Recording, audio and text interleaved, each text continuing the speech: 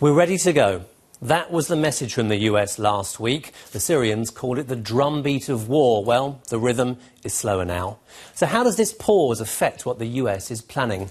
Let's take a look at this map here. America's hardware is in place, make no mistake, and it's not going away. 5 destroyers already in the area, repositioned to the eastern Mediterranean and capable of launching Tomahawk cruise missiles for targeted strikes. And over the weekend we heard more is on its way. The USS Nimitz aircraft carrier, along with its entire strike force of 5 more ships. That's considerably more firepower. It's heading from the Arabian Sea to the Red Sea. From there, Syria is within striking range. US military officials say they will also use this pause to reassess which ships will be used for a strike. And they'll also look again at what sites to target. Now, we understand air bases like these ones inside Syria are among the most likely targets. The Syrians can't change their location, but they could theoretically move equipment and personnel. But think back to that intelligence report released by the US last week. It referred to something called geospatial intelligence.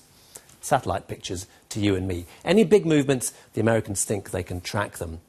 They also say they intercepted communications between senior Syrian officials.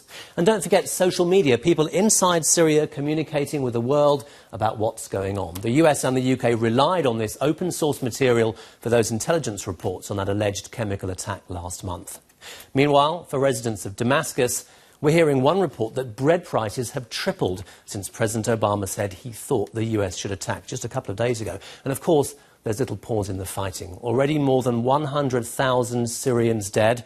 And this week, the UN will probably announce the number of Syrian refugees has passed 2 million. Almost 10% of the population has fled.